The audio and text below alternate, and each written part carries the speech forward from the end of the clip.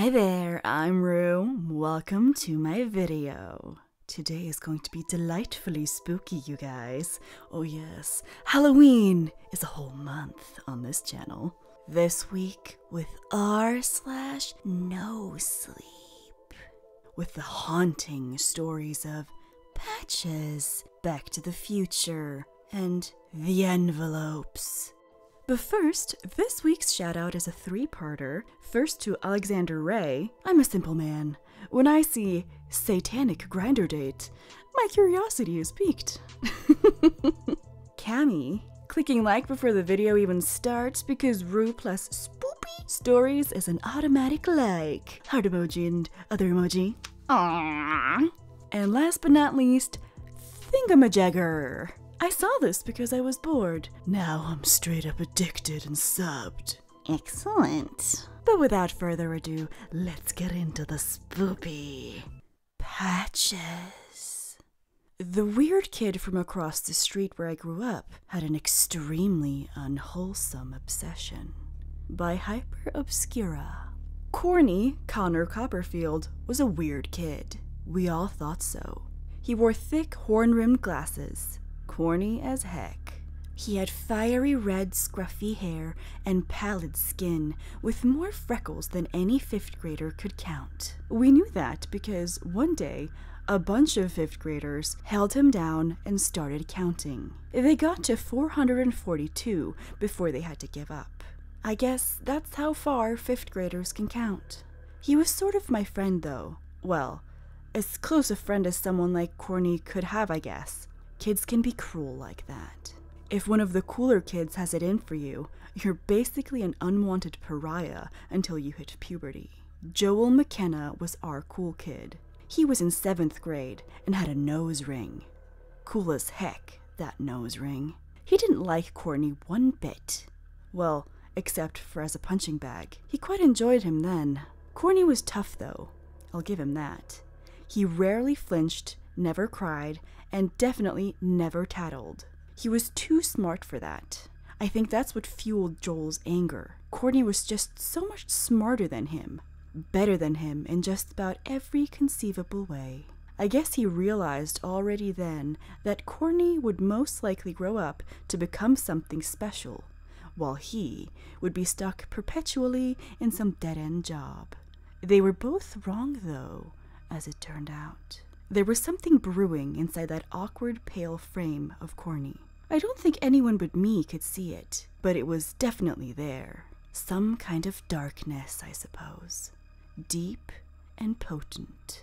A repressed, burning hatred, just begging for release. You wouldn't know it by looking at him, but the constant abuse from everyone was really eating him up inside. Filling the void with seething detestation. I wish I could say I was a good friend, that I stood up for him, maybe helped him in some way. But truth be told, I did my best to avoid him. You see, I wasn't his friend by choice. It was more of a geographically forced friendship than anything. He lived right across the street from me. When you, as a kid, live across the street from another kid, and you're both the same age, you are forced to be friends. That's just the rules. At school, I'd hide from him when I could. If I was seen with him, it would be social suicide, and I'd be forced to join him as Joel's punching bag. I didn't want that, so I made sure to stay away from the places I knew he frequented, and surround myself with people I knew he didn't get along with. I was a shitty friend, I know, but I had my reasons. Well, I had a reason. He was freaking weird, man. I mean, really, really weird. The first time I realized just how weird Corny was, we were at his house. His mom was out. She was a single mother. I'm not sure what happened to his dad. We were playing in his room. They were pretty poor, so he didn't have a lot of toys, and I guess I sort of just sat there in boredom, looking at this strange jar he had by his bed. When I shook it, I could hear a soft rustling, sort of like maracas. I opened the lid to look at what was in it, when Corny snatched it away from me. "Don't touch that," he said angrily. "That's for Patches." "What?" I asked. He'd never mentioned that name before. Patches, he said. She's my friend. I just shrugged and found a toy soldier to play with. After a while, Corny had to go to the toilet, and the moment he left, I quickly grabbed the jar, opened it, and peered into it curiously. I almost threw up because of the smell. The sight wasn't much prettier. It was nails and hair, like a jar full of fingernails, toenails, and patches and strands of hair. I closed the lid and put the jar back and got the hell out of there. The second time I realized just how weird Corny was, we were at my house. My mom forced me to invite him over, and I reluctantly agreed after she'd threatened to sell my Nintendo. We were sitting in my room, sort of awkwardly trying to figure out what to do, when he suddenly had to use the toilet. I don't know, I just found it strange. He had arrived minutes earlier. Surely he'd had plenty of opportunities to relieve himself before he came over? I followed him to the toilet and pretended to walk away. He didn't lock the door and stayed in there for quite some time. Far too long. I pressed my ear against the door, but I couldn't hear anything. What the heck was he doing in there? I stealthily opened the door and slowly stuck my head in. "What the hell are you doing?" I yelled ferociously. Look, I really don't want to be too graphic here, but if I hadn't been so upset, so angry, I would have projectile vomited all over the bathroom. Corny wasn't on the toilet. He was rummaging around in the trash next to the toilet. He'd brought a small plastic bag that he was filling up with stuff. Toenail clippings, sure. Strands of hair. My mom's used tampons. My baby brother's used diapers. And not only was he stealing our waste, he was smelling it too. And tasting it. Corny didn't stick around. He got this weird panicked expression and scuttered down the stairs like a scared cat. I think our forced friendship ended that day. He knew it was over. I definitely knew it was over. I wasn't going anywhere near him again. I wish I could say that the story ended there, but that's just the beginning, I'm afraid. The context, you could say. A few weeks after the incident, a fair amount of pets started going missing in the neighborhood. Mrs. Hutchinson's cat, Snowberry, Whiteberry, something like that. Dan the dog's dog, Danny, and a few more I can't remember. The forest was a stone's throw away, and sure, you'd expect a few to fall prey to foxes and other woodland predators, but not dozens of them. The same week. I immediately suspected Corny. I don't know why, but I guess it was the darkness I saw in him. That pure, unfiltered hate. Maybe something had snapped in him when I caught him doing whatever he was doing. I couldn't be sure, but he had been acting weird lately, weirder than usual, and that's some extreme levels of weird. He hadn't been to school in a few days, and when I saw him, he was always either heading for or coming back from the forest. I told my mom about it, but she wouldn't hear of it. Connor was such a sweet and well-behaved boy, she'd just say, and then threatened to sell my PlayStation if I didn't stop being mean to him. More pets went missing the following weeks, and not just in our neighborhood. People from all over town were reporting their beloved cats and dogs and hamsters and bunnies missing. Our local store window was literally overflowing with crudely written posters begging for any information. But no one cared. Well, no one with authority cared, I should say. Probably foxes, they said, or badgers, or eagles, or any explanation that would keep them from actually doing something about it. I didn't have any pets. My mother had all the allergies ever invented, so I wasn't really affected. But a lot of my friends were totally devastated, so I told them who did it. Well, I told Joel. I wanted those cool credits badly. Connor, Corny, Copperfield took the pets. I don't think Joel really cared about the animals. He just wanted a reason to kick the shit out of Corny. Any old excuse would do, but stealing and possibly killing pets? That wasn't just an excuse. That was a call for justice. And justice would be served. There were a bunch of us present, and we were all questioned by the police a few days later. We gathered at the start of the forest trail, watching as Joel, adjusting his cool-as-heck nose ring nonchalantly, wandered into the forest after the badly injured Corny. Joel had beaten the shit out of him, and more than likely broken his ankle and his left arm. Both his eyes were blue and swollen shut. His glasses were shattered, and he was bleeding profusely from a deep cut on his scalp. He limped into the forest like a wounded animal with Joel in close pursuit. Look, I didn't enjoy it. In fact, I hated it. I know it was a shitty thing to do. Sure, I was mad at Corny for what he had done, but he didn't deserve this.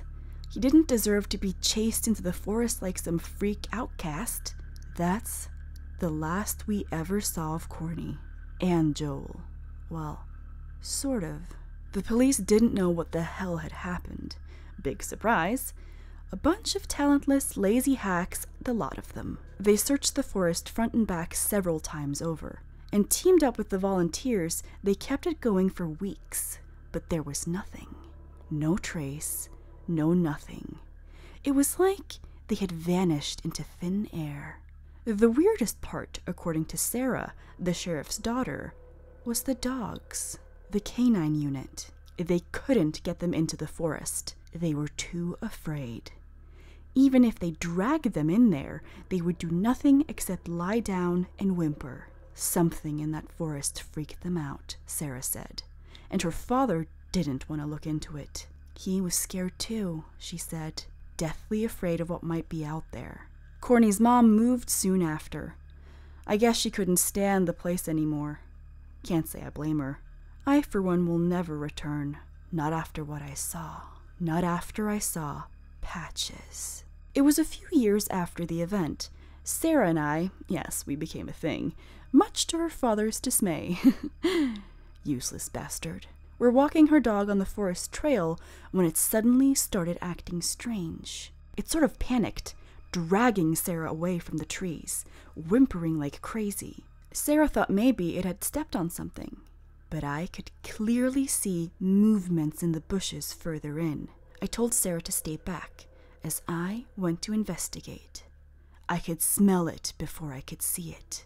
I don't really like the term indescribable, but that's exactly what it was. I can't find the words to accurately describe the rank odor that attacked my nasal cavities. Death? Decomposition? A conglomeration of all smells vile and detestable? I had to stop and cover my nose, but couldn't help but retch and cough.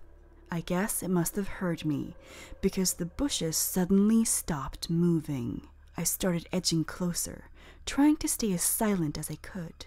When I was maybe a few feet away from the bush, I accidentally stepped on a dry twig, and in an instant, Patches came out of hiding. It was big, about the size of a large dog. If the smell was indescribable, its appearance was too describable. I'm not sure what it was, or how it came to be, but I think I know where it all started. With that jar. I guess you could call it a mouth? A yawning chasm encircled by sharp toenail clippings and patches of thin, frizzy hair. It was centered on a bulging, amorphous mass, patched together by putrid, decomposing fragments of animal and human waste alike. Feces, blood, nails, strands of hair, patches of skin, snouts, paws, tails, all conjoined to form the abhorrent abomination before me. It moved by shifting its foul, disgusting internal liquids, adjusting its center of balance, and quite elegantly so. We sort of just stood there silently staring at each other. I don't even know if it had eyes, but it sure looked like it knew exactly where I was. I can never be certain about this, but I think it would have died that day if it wasn't for Sarah. Thankfully, she ignored my warnings and came looking for me, dragging the dog along with her. I guess Patches sensed it was outnumbered and slowly started retreating back into the bush. That's when I saw it. Something I'd recognize anywhere. A very cool-looking nose ring. It was still attached to Joel's nose, buried within a mass of shit and diapers and tampons. It was almost poetic. Patches slithered, or crawled, or rolled into the bush, and sped out of the other side with some haste. A thought occurred to me then. Corny. Was he still alive? Roaming out there in the wilderness with his beloved pet, finally accepting his role as an outcast, a pariah? I got my answer moments later. It was the last I saw of Patches. Who the frick in their right mind would? But just before it disappeared into the gloomy shadows of the forest, I spotted something. Covered by strands of hair and crooked toenail clippings, a patch of human skin, with more freckles than any 5th grader could count. That story reminds me of that boy who killed that little kid. That kid was freckled and had horn-rimmed glasses too. Back to the Future by Amber. One night I was up a little late, around 11 or 12 p.m., writing a paper, and I suddenly received a voicemail notification on my phone. Though it never rang, which wasn't entirely unusual, as reception wasn't great on the military base where I lived at the time. I didn't usually get phone calls that late, so I listened to the message right away, and it was my friend Brian. He was in hysterics, sobbing heavily and saying that he needed to talk to me right away. Obviously, I was very concerned and called back right away. This behavior was not normal for him, and I had no idea why I would be the person he called for something that sounded so serious. I called repeatedly, but I never got a response, so I gave up and hoped to run into him the next morning. I finally found Brian a few days later and asked him what was going on, but he insisted he had no idea what I was talking about, and also had never received any calls or messages from me. I was incredibly confused, but was sure of it. I'm an incredibly light sleeper, so there was no way I fell asleep at my desk. Never mind the fact that I wasn't even remotely tired. I considered the fact that maybe Brian was embarrassed, drunk, or sleepwalking. Who knows? But I had the voicemail, which I have a bad habit of never deleting, as proof, right? I checked. It was gone. I then thought maybe I had deleted it by accident, and I was determined to prove that it had happened. So I made a note of the day and approximate time of the incident and waited to get my bill in the mail. This was 2005. It came, but there was nothing. At this point, I'm thinking I somehow hallucinated, but I haven't experienced anything like it before or since. The only thing I can think of that could possibly be connected to it, if you believe in that sort of thing, is that Brian was supposed to perform at my wedding a few weeks after the incident, and a few days before the wedding, I could not find him, and he wasn't answering his phone, just like before. It turns out that his best friend had been murdered, and Command had given him a day off to grieve and collect himself. I wonder if that's possible? Where you could have like a flash from a different timeline or from like a time and space. You know, you never know, because, you know, we don't know if time and space is a set thing. It would be very fascinating if it wasn't. The envelopes. I interviewed a psychopath. It was my last interview ever. By HorrorMode. Mr. Woods, I'm Detective Brandon Hill. He simply stared. The occasional flickering of the fluorescent lights above us served as a reminder of our department's budget. We had caught him moments ago, lurking around a school by Riverport, for God's sake.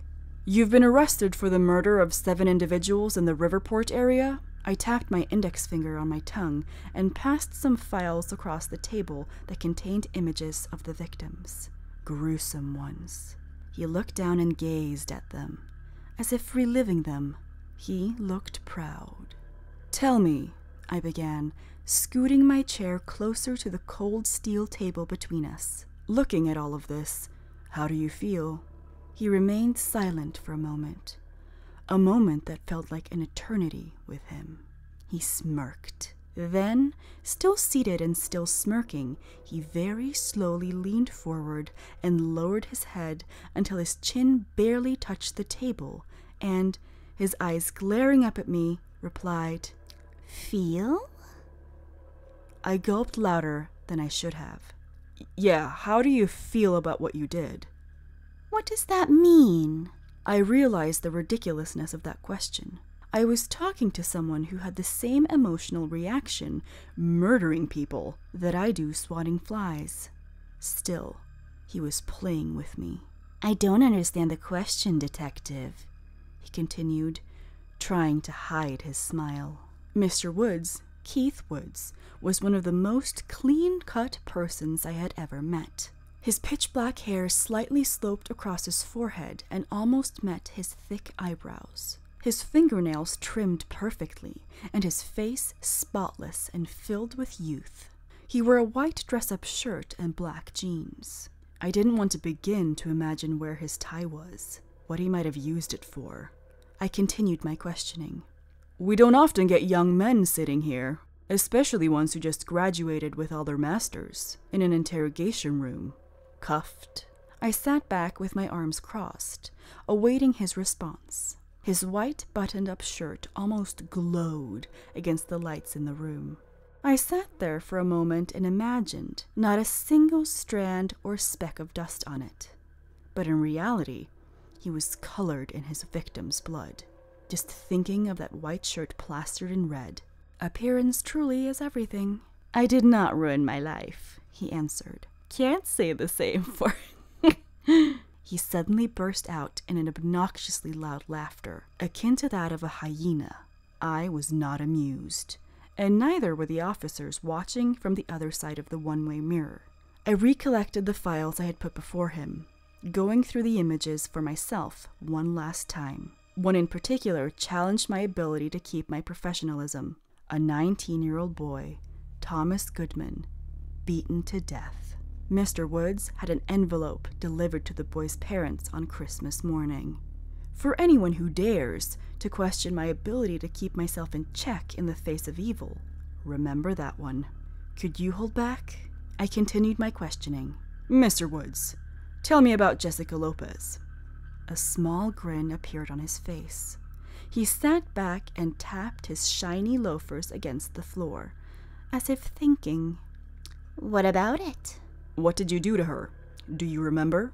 Of course I do, Detective.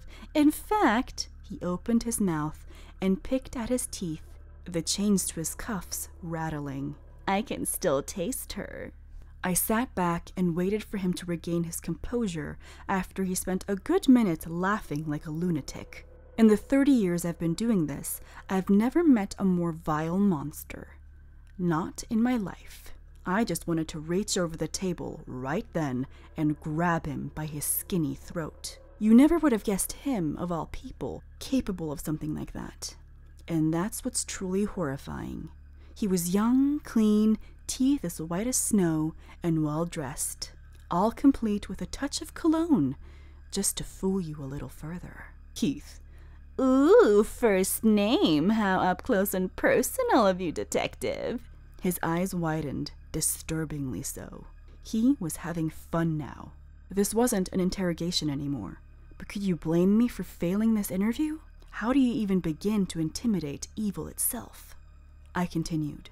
You leave behind an envelope. To the families of the victims. They have a red spot or mark on them. We ran some tests in the lab and learned that these red markings are from the respective victims' blood. Correct? He simply nodded, seemingly unimpressed with our discovery. It was like he was waiting for us to catch up with him, like he was the teacher and us disappointing students. Bastard. The door behind me opened. Detective, you got a phone call. I got up and walked out the door, pausing for a moment to snatch another look at Mr. Woods. He looked right back at me and tilted his head like a confused dog, minus the creepy smile. I picked up the phone. I'm at work. What is it, Lori? Brandon, hello? Yes, honey, it's me. What is it? Sorry, I didn't want to bother you, but I found an envelope sitting on the door, and it's got this huge blob of red paint on it. I have no idea. Is it from your work? Also, Michael hasn't come home from school yet, and it ended hours ago. I dropped the phone at the most hideous and vile laughter from the interrogation room that I had ever heard. That's all I have for you guys this time. I hope you had a spoopy delicious time, and that you'll come back for more next Friday. Remember to subscribe. And follow my Instagram for stick figure stories and cats. And guess what? Each Sunday from now on, I'm gonna be hosting Stream Sunday on my Twitch, where I'm gonna be playing games and having fun and hanging out with you guys, hopefully. So if you wanna stop by, that'd be cool. First, I'm gonna start with some WoW Classic, 40+ level, and then I'm gonna play some Sims because I'm addicted to Sims. You can do so many awesome life stories on Sims, though. It can get pretty disturbing. And I'm gonna take it there. If you have any spooky stories you want me to read, now is the time to submit them on my website, link in the description. Can be any kind of spooky story. Real, imagined, fiction, reality. It's all welcome. If you're interested in following the authors of these stories, do check out their links in the description. As always, thank you so much, Capra. You're the best patron ever.